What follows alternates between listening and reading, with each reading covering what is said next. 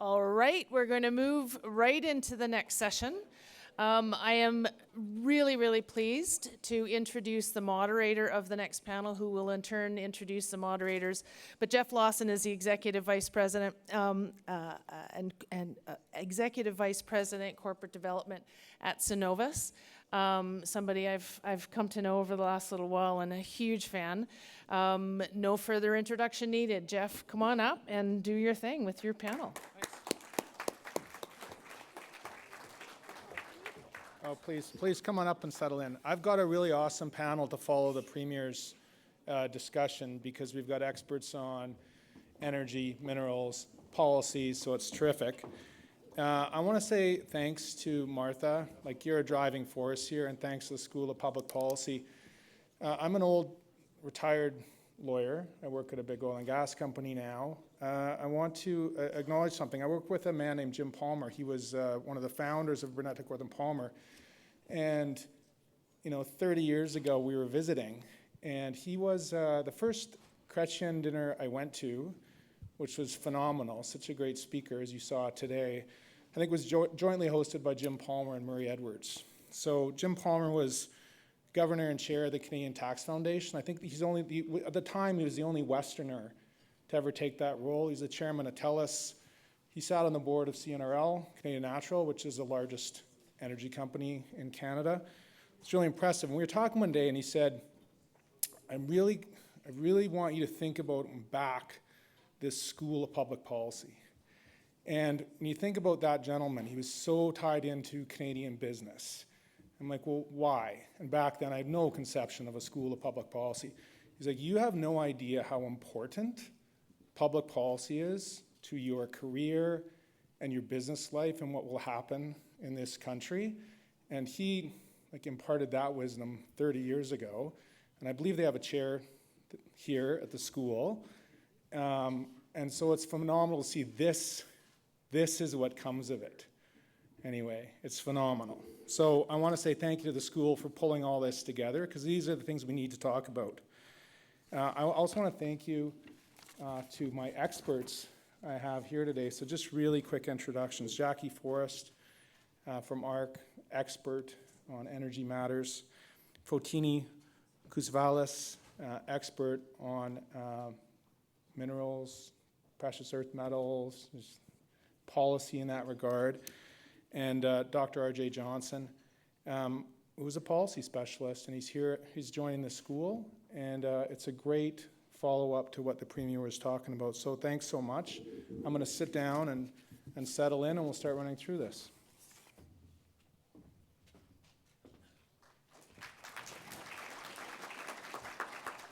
So I always hate when you're on a panel and everyone gets asked the same question and you're a third. That always sucks. But I'm going to do it anyway. So just to lay the groundwork, set the stage for us on what we're going to discuss. So what's the state of the union in your mind from your different perspectives on energy and energy security? Jackie, you want to go first? You're closest to me. Well, and those are actually two of the priorities of the PMO with the G7 meeting coming up: energy security and securing partnerships for the future. So for energy security, it may surprise people that we're the 4th largest producer of oil in the world and the 5th largest of gas. When it comes to oil, we're just behind Saudi Arabia, the United States, and Russia. Does anyone think of us as a big player in the oil markets? No. We certainly don't act. Maybe people in this room do. Internationally, we certainly don't act like the biggest supplier of oil in the world, or 4th largest, sorry, with a lot more potential for growth. And I think it's because we don't export our product internationally, except we have a little bit of oil now, and soon we'll have LNG. And in order to be influential and help with energy security, some of the goals that the PMO office had out of this G7, how do we support more global security? We're not contributing because we're not providing our barrels and our gas to the international market. So it has been a lost decade for us, I would say, in terms of the opportunities we've missed. But there's some hope going forward, because we have LNG Canada, hopefully starting up this month. And the Premier just talked about the potential for another oil pipeline. I think that would be great. the LNG, though, it's just worth pausing and thinking a little bit about that. Back in 2014, actually my partner, Peter Terzakian, and I, we went out to Kitimat because at that time there was going to be like 10 LNG export projects off our west coast. And we were looking at the Chevron one, and then there was going to be 2 phases of LNG. And like, it was like very exciting. We talked to people in the town of Kitimat. They were like, I don't know how we're going to handle all these projects. We were ahead of the Americans at that time. The belief was we would have more LNG exports. We had more projects proposed than they did. But here we are, 10 years later, they're exporting 16 BCF per day. To put that in perspective, that's like almost our whole production. We produce about 18 BCF per day. So they're literally sending overseas as much as we produce. And we haven't got our first tanker yet, but it's coming. So it has been a lost opportunity. The Americans today, this was the S&P Global, earmarks that their GDP impact is $400 billion due to their LNG export terminals, that it is the annual exports are twice the size of their movie industry, half the size of their chip industry, and they're going to double their LNG exports. So pretty soon it'll be equal to their chip industry. So we worried about our greenhouse gas emissions, couldn't get these projects going, but the greenhouse gas emissions happened anyway. They just happened in the US, and we forego those economic benefits to our country. So, I think we need to move forward, obviously, but remember the past. So I'm excited that we're actually talking about becoming an international exporter. That we can maybe, we said thank Trump, but we can thank Trump maybe for our new priorities. But TMX certainly shows the economic benefits for those that don't follow heavy oil. It used to be that heavy oil differentials were like $15 or more, the price discount for our crude compared to crudes in the United States. Well, they're like under $10 right now. Every dollar that our crude is worth more money is $2 billion additional revenue to our industry. And so think of all those years where those Midwest refiners were like, you don't have anywhere else to sell your crude, we'll offer you a low price. By providing that outlet of the TMX, even though it's a small fraction of all of our export capacity, we're shifting the economic benefit back to our country. And so I hope that shows the benefit of, yes, we're always going to trade with US, but creating more of these international outlets, because it provides optionality, helps us be better partners to some of those G7 countries that are coming this week, but also allows us to really maximize the economic benefits of our resources. All right, well, I've got one last comment. I do want us to be an energy superpower, and I'm excited by that, but I think we have to be realistic too. We were talking about being an energy superpower. I think for natural resources, we definitely have what it takes to be on the global stage.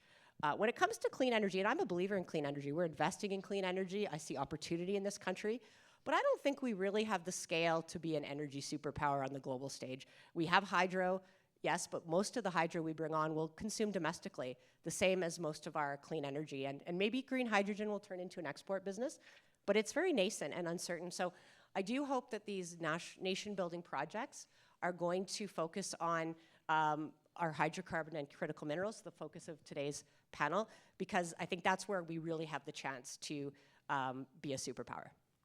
Thanks, Jackie. I'm going to go to Photinie right away. I'm going to say one of the reasons I love these forums and these panels is because you learn so much from these people. I'm going to reiterate something the Premier said and something Jackie said. So our gas is the same as everyone else's natural gas. Fine. Our oil, actually special. So we have heavy oil, and the Premier said it, the refineries in the Midwest in the US, they're configured to consume heavy oil. A lot of the new refineries built in the world are configured only to consume the type of oil that's produced in Alberta, not our light oil, but our heavy oil. And if you think about trying to reconfigure a refinery, you should think about, you have a gas-powered vehicle, you don't have any real great tools to deal with, and you have to turn that into an electric car. Like, that's how hard it is to reconfigure a refinery that eats heavy oil. So when you think about Alberta's heavy oil and our oil sands, it's a huge advantage. We just need to move it. Now I want to hear about minerals. Great. Well, thank you, Jeff, and good morning, everyone. Good morning. Oh, good morning. Wow, thanks. Let's try that again. Good morning, everyone. Good morning. Great, thanks. Well, thank you so much for the opportunity to be here and be part of this really important discussion. We are meeting at a time that economic and national security are increasingly defined by access to critical minerals. These minerals, such as lithium, nickel, copper, graphite, cobalt, rare earth elements, are no longer just industrial inputs, they are strategic assets. They underpin our energy systems, defense capabilities, digital infrastructure, and clean technology supply chains. Simply put, no advanced economy will remain competitive or secure without reliable access to critical minerals. Yet, the global supply system for these minerals is quite fragile. According to the International Energy Agency's 2025 outlook, investment momentum in critical minerals weakened in 2024. Spending rose by just 5%, down sharply from 14% in 2023. When adjusted for inflation, real growth was just 2%, reflecting growing market uncertainty despite strong long-term demand. Commodity prices have fallen sharply. Lithium alone has dropped over 80% since 2023, and exploration activity has plateaued. At the same time, refining and processing capacity is highly concentrated. More than 86% is controlled by just 3 countries: China, Indonesia, and depending on the mineral, either Russia or the Democratic Republic of the Congo.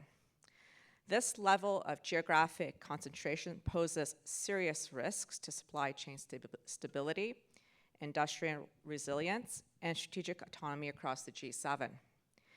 And while Canada is often seen as a country poised in leading and to lead in critical minerals, we must confront some hard truths. We've lost ground. Our global production rank has declined in key minerals, falling, for example, from 9th to 12th in copper production since 2013. Exploration activity, while improving, remains below where we were a decade ago. And perhaps most concerning, we've lost smelting and refining capacity. At least 4 facilities have closed or suspended operations in the past 12 years, with little reinvestment to replace them. If we want to lead, we cannot take our position for granted. We must act with urgency and coordination if we are to be the supplier of choice for the minerals that will power the global economy. That said, let's be slightly optimistic. We still have a unique opportunity to lead within the G7. We have the geological endowment. We're a top 10 global producer of over 24 minerals and metals. In 2023, our mining sector contributed $117 billion to GDP, supported more than 430,000 jobs, and generated $151 billion in mineral exports, 21% of Canada's total merchandise exports. We also have a full spectrum value chain, nearly 200 operating mines, 12 refineries, 13 smelters across 8 provinces, making us one of the only G7 countries with both upstream and some midstream capacity. And one of our greatest strengths is how we operate. Canada's mining industry is globally recognized for its leadership in environmental performance, community engagement, Indigenous partnerships, and worker safety.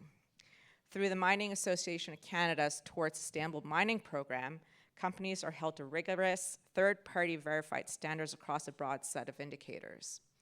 This approach has earned the trust of global partners and, more importantly, investors, and has been adopted in 13 countries. It reinforces Canada's reputation as a reliable, responsible, and values-driven supplier, an increasingly important distinction in today's geopolitical and investment climate. As the G7 prepares to meet in Kananaskis, Canada has an opportunity to reinforce its leadership. The Prime Minister and the Government of Canada has identified energy security, strengthening of critical mineral supply chains, and the advancements of technologies like artificial intelligence and quantum as key priorities for the summit. So these priorities really do reflect the scale and urgency of the challenges ahead, and I look forward to today's panel discussion, how we could work together to advance. Thank you. Thanks very much. Photinie, maybe just, oh yeah, thank you. I have a follow-up question for you, and it was for later, but I'm just going to hit you with it now. So we've heard forever about the Ring of Fire in Ontario, like forever, and it's there. What's really there? Like, what is really there, and what do you think we can really develop on what time frame if we put our minds to it. Wow, okay. So what's there? There is a geological endowment of nickel, of chromite in the Ring of Fire. What's not there is a road to access the raw materials and also for mining operation to establish their projects. It has been a long-standing issue and also not only a challenge but an opportunity. And it will take the willingness of governments, the willingness of Indigenous communities, and also some significant funding, whether it's public, private, or a partnership between the two, to be able to access the Ring of Fire. The proponent that it's currently within the Ring of Fire, Wyloo Metals, they cannot move forward with a project without a road to get in and to move product out. So without the road infrastructure, that opportunity cannot be leveraged. And at the same time, to be able to get through that road infrastructure, there needs to be many conversations as well as engagement with the Indigenous communities and also to find the capital to actually develop the road infrastructure. Thank you, and thanks for such a straight up answer. Appreciate it. RJ, what's the state of the union for you? Well, I have a lot to say, but we don't have too much time. And I'm very excited to be starting at the School of Public Policy as a new energy director and working with all of you. And I don't want to start on a bad footnote here, but I do have to say I also have 9 demands. Martha, I didn't tell you this, but brace yourself. I'm only going to talk about 4 right now. So, and they're for all of us as an industry and as people who care about the energy and natural resources business. So my demands would be, the topic is energy security. I think demand number 1 is, let's use some precision about energy security versus energy abundance and energy dominance. So I think there's a lot of, terminology being thrown around right now. The old school side of me says that energy security really means diversity according to fuel, technology, and geography. That's how you actually achieve energy security. That's kind of the only way to do it. I think the data in history would show. So what does that mean in the current context? It means that we should be pursuing, multiple pathways on each of those. Certainly oil and gas, certainly critical minerals, hydro, as Jackie mentioned, of course renewables as well, and it's going to vary according to where you are in the world. So we need to keep that framework of energy security in mind. I think that sounds better than energy dominance, because a lot of you are in business, an idea of dominating your customer, I'm not sure that's really the way we want to go. And I'm not sure it's working that well south of the border, where I've spent the last 25 years. The idea that energy dominance means that you're able to use your energy exports as a form of economic warfare or economic coercion, even against your allies, that's probably not a good path to follow. So that's something to think about. And then when it comes to energy abundance, that's something you're starting to hear a little bit more about. And if you actually look at President Trump's record, he probably is more of an energy abundance guy. Where's the evidence of that? Well, right now he's encouraging the Saudis to produce more oil, right? He wants oil around $50 a barrel, which is not necessarily what the shale producers want in the Permian or what producers want up here probably. But it would be good for U.S. economic recovery. It will help offset the trade war. It will keep inflation low. So he's thinking from that energy abundance perspective, which I think is really interesting. So how those 3 pieces fit together will be a big question to consider. My second demand is to think about the energy superpower concept, which is super important. But I like the idea of Canada as a natural resources superpower, right? So yes, energy is going to be part of that and probably the core of it. Both the traditional energy side, as our Prime Minister calls it, and decarbonized energy. Critical minerals should be in there, agriculture should be in there, forestry should be in there as well. And that's something we can discuss in our panel here today. Third, in terms of national priority projects, Premier mentioned it, really exciting concept. I appreciate the urgency and focus that brings to the discussion. But again, definitions matter. We've got projects that have strong commercial footprint and underpinning, good rate of return, globally competitive. That's one category. We've got projects that are more about national security, building ports in the Arctic perhaps, maybe building, pipelines to the East Coast.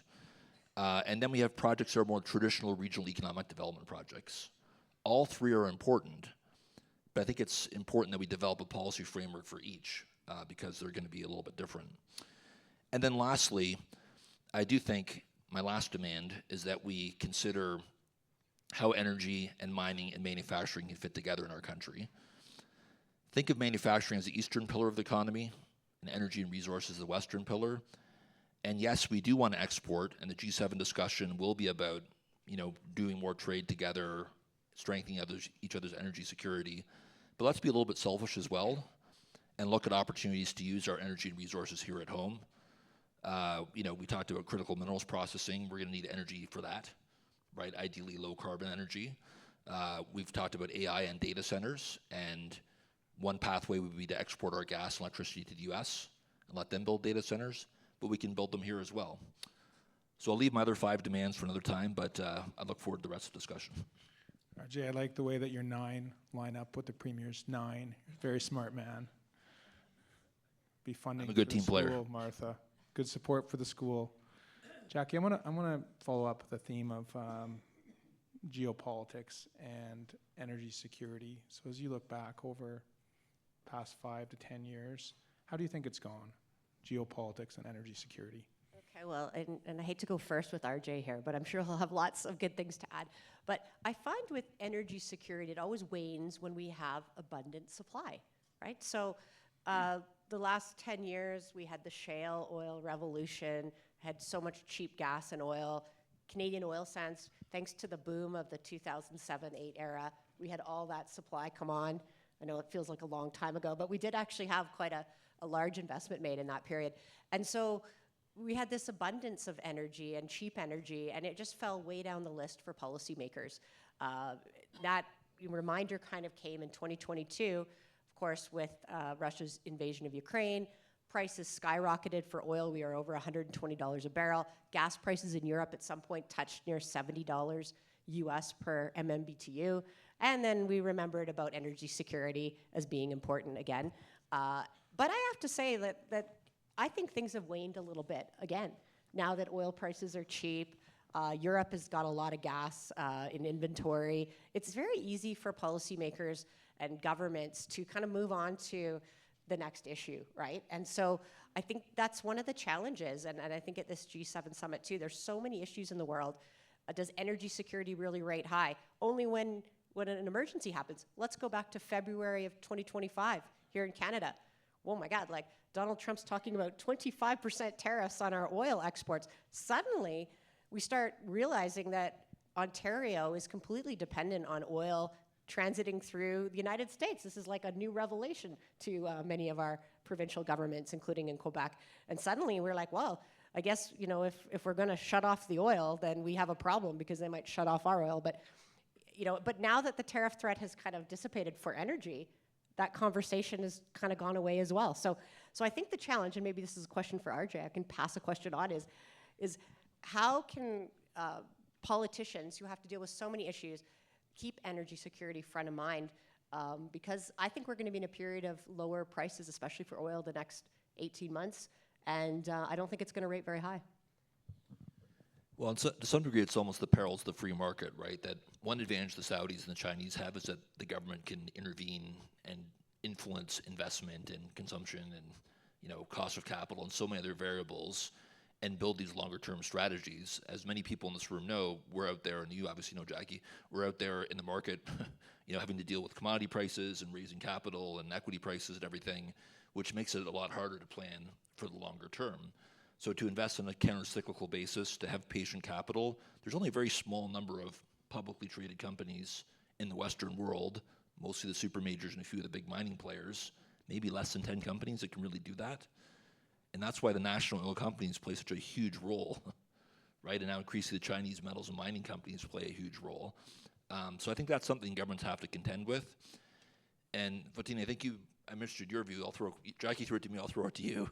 The CEO of Trafigura, one of the big metals and mining trading companies, said that when it comes to critical minerals processing, it's very hard for a private sector company on its own to manage, because prices are so volatile and China plays such a dominant role, and it's a very capital intensive and environmental complex process. So maybe we're going to need to see that sort of national oil company mentality in something like critical mineral processing as well. Yeah, absolutely. Highly capital intensive to build and operate a refinery.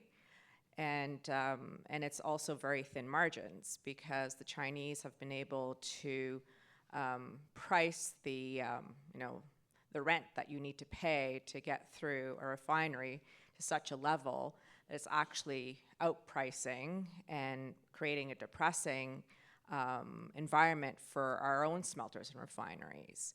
And also, you need to constantly be able to find the raw materials and the feed to be able to get through that smelter or refinery.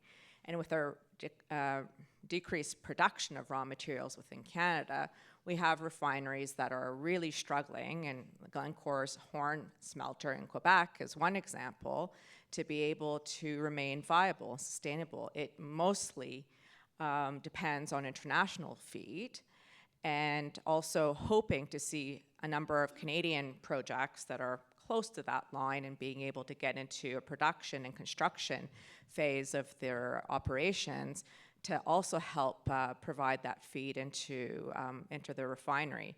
So thin margins, high cost of capital in terms of construction operations doesn't really entice investment into that sector, and there needs to be some level of intervention, or there needs to be a group of companies or consortium come together to be able to realize the establishment and the construction of a refinery.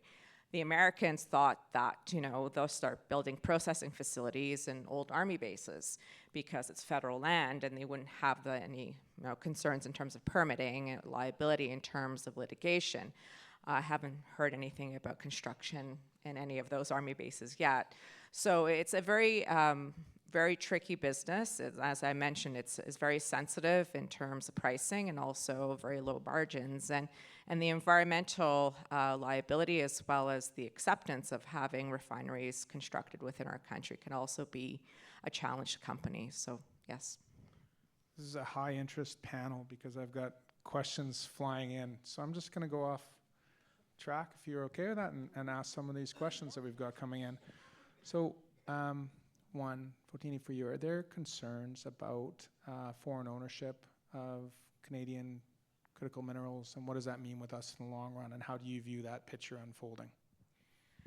I think you have to define what you mean by foreign ownership. If you're specifically referring to state-owned ownership or Chinese ownership, the Government of Canada and Innovation, Science and Economic Development Canada has, fairly rigorous policies and regulations in terms of what that Investment Canada Act will allow in terms of ownership. It goes through a rigorous net benefit to Canada test, as well as a national security test. So any kind of ownership or any kind of mergers, acquisitions that are being purchased or acquired by foreign ownership will need to go through this process. So it's not really, what industry wishes or what they would like to see happen. It is a formal government process that needs to be adhered to. At the same time, what makes it difficult for our industry is because it's a very high capital intensive industry, and we are finding that capital is no longer patient. And capital does not want to wait 10, 15 years to see a return on its investment. And if we remove other barriers in the mining sector, so let's say we remove the infrastructure gap, we find the permitting and regulatory efficiencies, we're able to have successful engagement and consultations with Indigenous groups. So you remove all those bits, that will slow down a project. The one core issue that still remains is the lack of capital for these projects. And really a hard time for projects to be able to find the capital to be able to, or the risk capital to be able to move forward. And the riskier part of the business is at the upstream at the start of your project. and we don't have that venture risk capital available within Canada, and our pension funds don't actually want to invest in these projects because they can be high risk, high reward, but do we have something that could step into that gap to help move a project along, de-risk it, and then bring in more of that institutional investment? And the reason why I'm saying this in terms of ownership is that the moment the government of Canada made that decision and encoded it in law that Chinese state-owned enterprises, aren't able to acquire mining projects or critical mineral projects, and we need to go through a rigorous process, it removed that access to capital from our sector as well. So if you don't have access to capital from China, what are we replacing it with to be able to have these projects move forward? Thank you. Jackie, a bunch of questions I'll try to summarize because there are a lot rolling in, and RJ, I'm going to come back to you right after. So for Jackie, for you, can you provide your thoughts on two things? One, oil and gas is a sunset industry. Why are we so focused on oil if it's a declining industry? And Calgary, known as the sunniest city in Canada, and Alberta has the highest number of sunshine days in Canada. So why can't we be a leader in methane-free, job-generating, clean solar power? Okay. Well, I'll start with the first question. Remind me of the first question. Sunset industry. Sunset industry, yes. So if we go back to 2020 and 2021, that narrative about the net zero scenario came out, and I actually think the IEA did the world a real disservice with their IEA net zero scenario, because then a lot of politicians started not understanding that a scenario is not an outlook. A scenario is just, if you want to get to this outcome of 1.5 degrees, this is what oil demand would have to do. Actually, if you look at outlooks, most of them are flat to slightly declining by 2050, because when you actually look at what it's actually going to take to transform our huge economy that's built to consume fossil fuels to other energies, it can't be replaced overnight. And so anyone that actually looks at this and looks at the mechanics of how it would happen, even with the most aggressive assumptions around electric car adoption and other alternative sources of transportation, you just can't really get much below 20% reduction by 2050.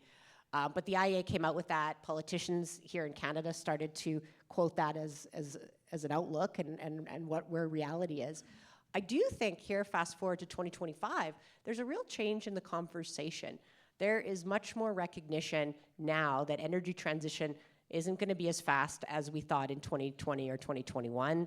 Electric cars are here, but the rate of growth is slowing. Some of these clean technologies, some of the policies that underpin them, like the Americans, are taking some of those away, and so the outlooks for growth are slowing down. It's still growing. It's still a $2 trillion a year annual CapEx spending on clean energy. It's not going away, but it's going to be harder to displace oil and gas. So I think the biggest indicator that consensus is changing is the IEA during CERA Week, Fatih Birol, who started a lot of confusion in 2021 when he said, no more investing in oil and gas. And he had some nuances like new play fields, but you can invest in old ones, but everyone just heard, don't invest in oil and gas. That's coming from the IEA. That's very influential. This year at CERA Week 2025, he says, we must invest in oil and gas, full stop. So a major change in messaging, maybe because the US is a big funder of the IEA. I don't know. That could have influenced him. But the rumor is that the IEA scenarios that come out this fall are going to actually look different and be more realistic. And I think that is going to really help contribute to a much more realistic conversation. I'm worried about climate too. I'm worried that if we don't get to the 1.5 degrees, all of these climate issues are going to be worse. But at the same time, what we've been doing for the last 5 years is believing in an imaginary future. Just, every year saying, oh, well, that's the future, even though reality is there's no way, no physical way we can do it. So I think we all need, the global leaders, the politicians, need to have a more realistic view of what's possible, and then let's plan for that future. Let's adapt to the fact that the weather's going to be warm. Let's mitigate the effects. Let's look at geoengineering. Let's ramp up our spending on carbon capture, storage, and direct air capture, because we're going to need to offset more emissions because we're going to use fossil fuels longer. So I hope we're not there yet, but I feel like we're kind of, bending the corner to get to a more realistic discussion about what the world needs to do around climate. Thank you. And then why not more solar in Right. Alberta?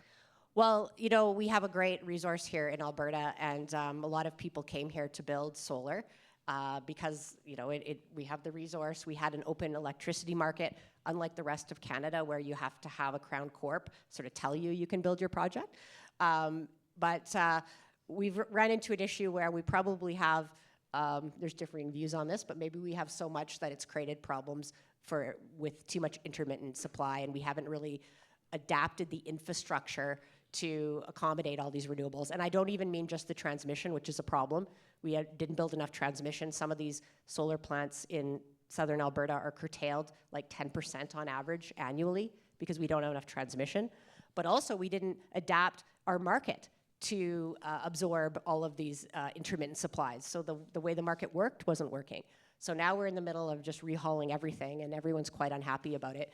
But I do think the way that policy's looking, it's not going to support a lot more investment in renewables in this province. So yeah, we may have the resource, but the market maybe isn't going to pay you what you need to get a return.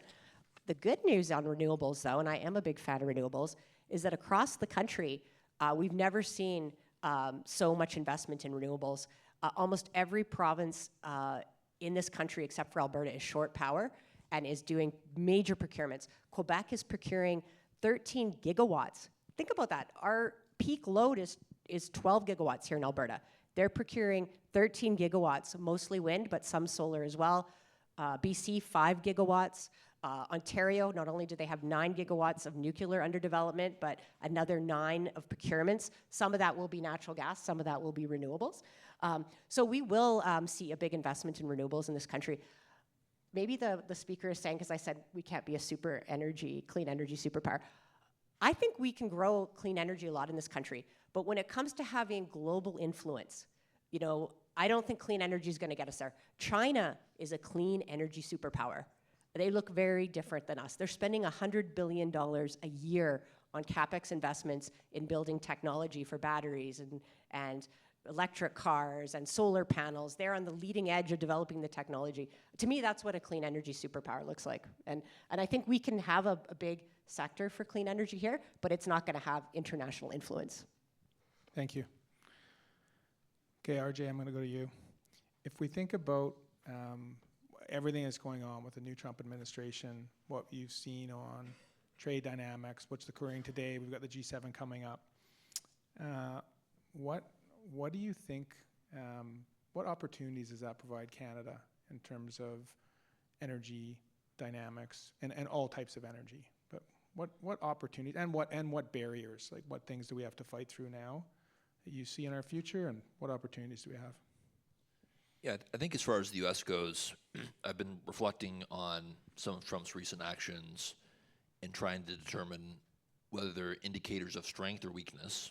So, for example, Trump recently announced that he was intervening to block the closure of a coal-fired power plant in Michigan, right? And one story as well, coal's an important part of the story, and the U.S. has abundant resources, and that should be part of this Make America Great Again for energy. The other version is that they're desperately short of electricity. They're at risk of brownouts. They've got huge load growth around AI and sort of reindustrialization, and so they're scrambling.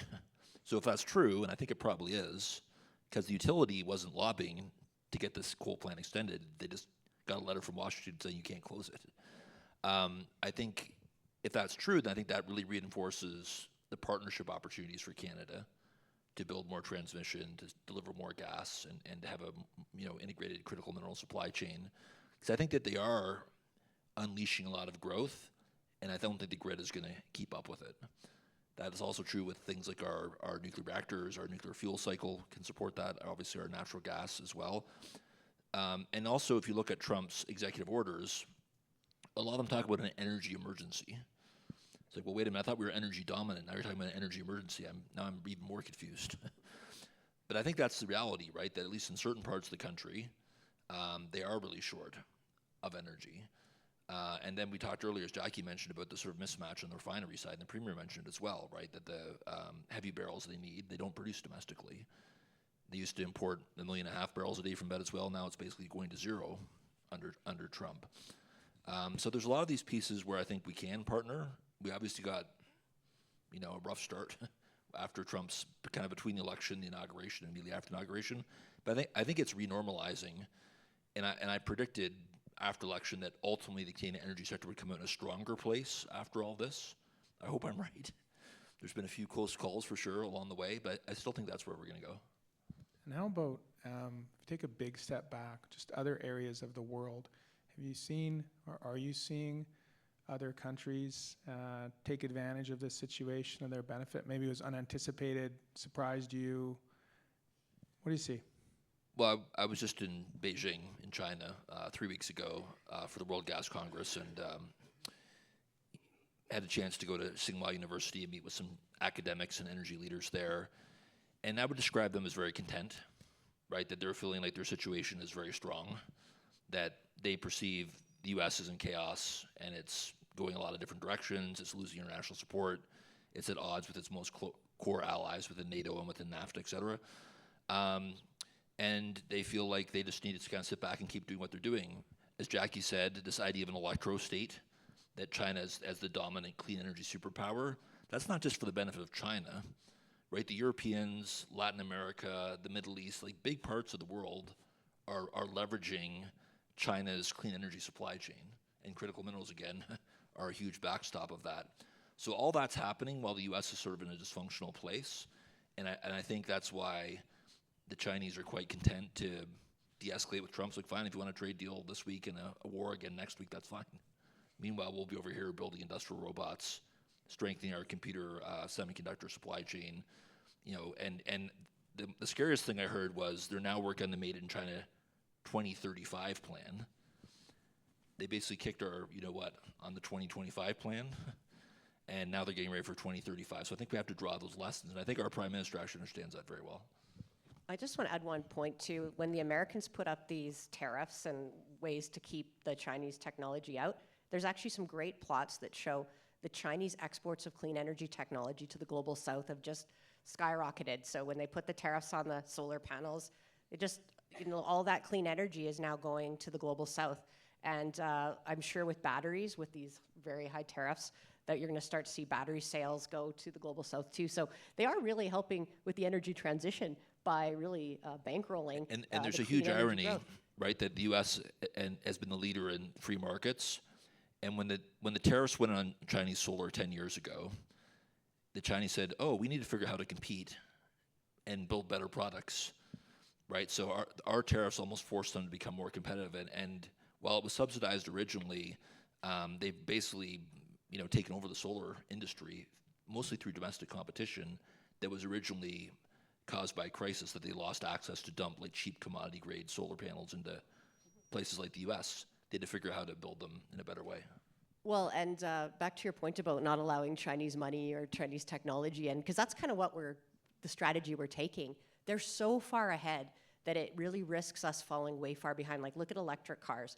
If the North American car manufacturers don't have to compete head to head with the Chinese, that means they're probably never going to be able to sell into the global south because the Chinese product is so much better. So I guess there's a risk with these policies because we need their technology. They are experts, even I'm sure, in critical minerals, and we need some of their investment too. So trying to be a energy superpower and not having the Chinese when you're in the clean energy sector is tough. Photinie, can you, from a 10,000-foot view, give us a lay of land, how you see critical minerals today in the world? Who controls them? A bunch of sound bites about it, but who controls them? What could they do at the G7 to start collaborating to do things better or tackle a problem? Thanks for the question. Who controls them? So China refines nearly 90% of all rare earth elements, 74% of cobalt, 67% lithium. Indonesia has become the single largest source of nickel supply growth, primarily through refining investments. And over 90% of new supply growth for each major critical mineral between 2020 and 2024 came from a single country. So we have an extreme concentration and geopolitical vulnerability. And now this isn't passive dominance, it's active market intervention.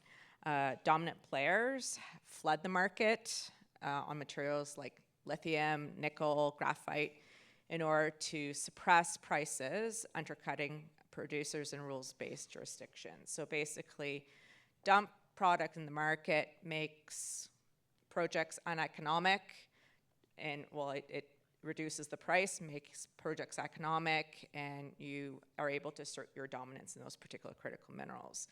An example of that is in 2024, lithium carbonate prices fell below $13,000 per ton, and we saw a peak of $80,000 per ton in 2022. Nickel prices have dropped 40% year over year, and they're not natural corrections. They are a result of oversupply designed to deter entrants and weaken competitors and making projects, like as I mentioned, uneconomic.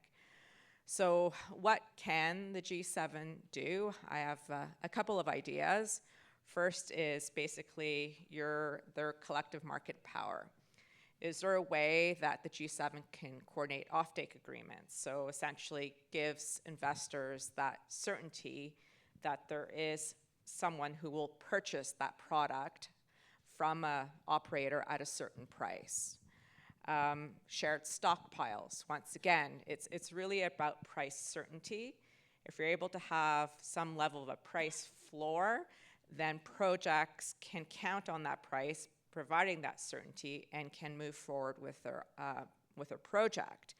And it really is always about giving investors that certainty, that clarity, that reliability, that if they invest in a certain project 5-10 years down the road, they will see that return on their investment.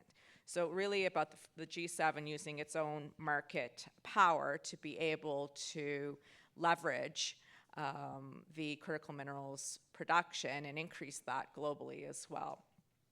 Second is about aligning and deploying capital at scale. And I talked about that a little bit earlier in terms of that risk capital and how can we de-risk projects to a certain point that gives comfort to other public institutions or pension funds, sovereign wealth funds to actually invest in critical minerals and mining projects. So we have the Export Development Canada, we have the U.S. International Development Finance Corporation, we have the European Investment Bank, and they already do back a number of critical mineral projects, but we need more, and we need a lot more, and that's something that G7 can certainly agree to do more of.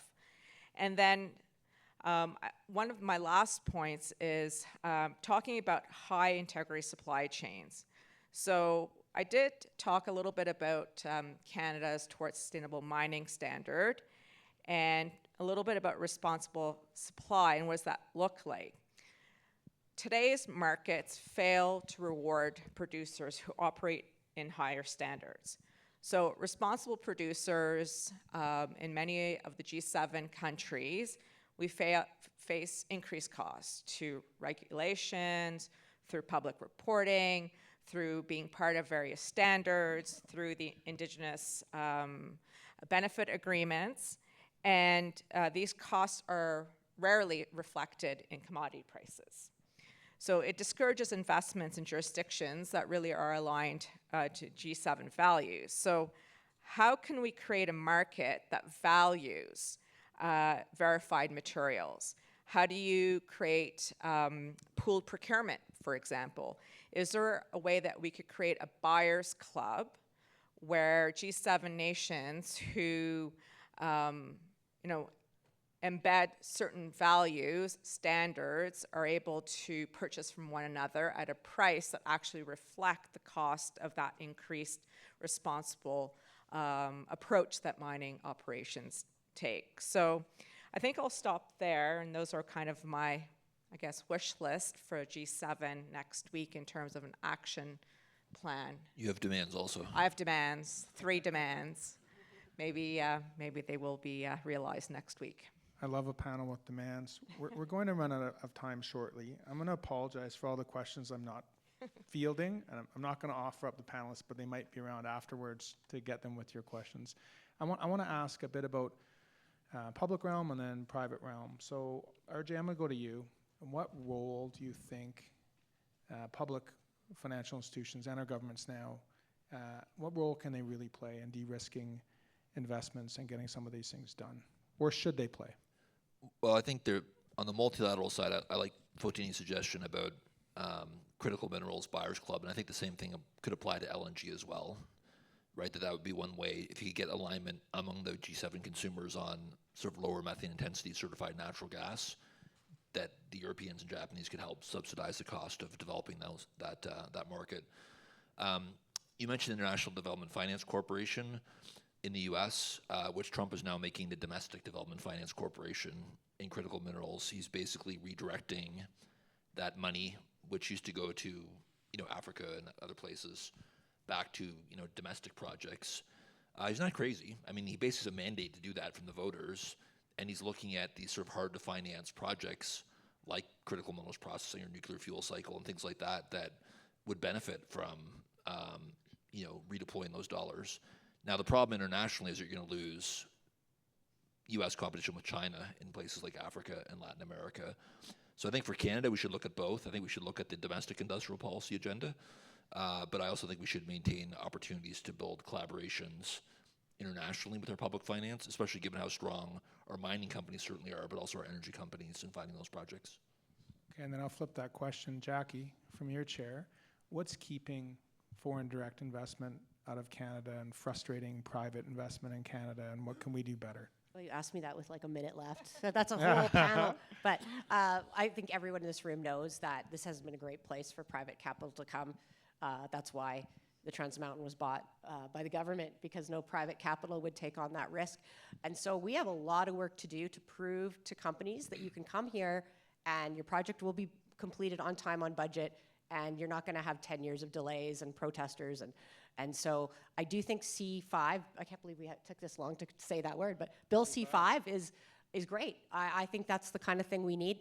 I get the point that only the certain projects that get the golden ticket are going to get that fast track, but it will tell investors that the government, I think even just the signaling that the federal government is behind this project, they will do what it takes to take away the roadblocks, to make this project happen, is going to help bring capital and bring that trust that we've lost back. And, in the case of the mining operations, I think that could really help too. Because if they tell you that if I'm an investor and someone's saying, well, the government, like there's Mark Carney standing on the podium with the project proponent saying, I'm going to make this project happen, that tells investors, that brings investors a lot of confidence, right?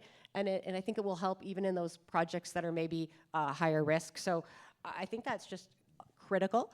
The other thing that we need to do to bring capital back is get rid of we call it the policy pancaking. For any of those that listen to our podcast, we like to complain about policy, but here's an example. I'm really hopeful that LNG export terminals will be fast-tracked. We actually have 2 projects with private proponents behind them that I think they haven't put the capital numbers out, but are up more than $30 billion of investment. And if we could go forward with those, that would bring a lot of economic benefits to our country. So we're putting like a green light potentially on the export piece. But if we go back down the pipeline over the 2 mountain ranges, right back to the gas fields in Northeast BC and into Grand Prairie and into Alberta, we have an oil and gas emissions cap on the supply side. So why am I going to build a whole bunch of export terminals if you're telling me that the government isn't going to allow any supply to grow? We're just going to have a big, beautiful, empty pipeline. And so we do got to get rid of some of those like inconsistencies. And the Premier brought up at other side, there's so many of them, but things that might keep capital away. But the good news is I'm feeling more optimistic than I have in like 10 years that we might be on the path to doing some of those things. Thanks very much. I like an optimistic Jackie. I want to thank our speakers. We've got experts in different fields all together sharing what they have with us. I want to say thank you very much, and thank you to you all for listening to us. Thank you.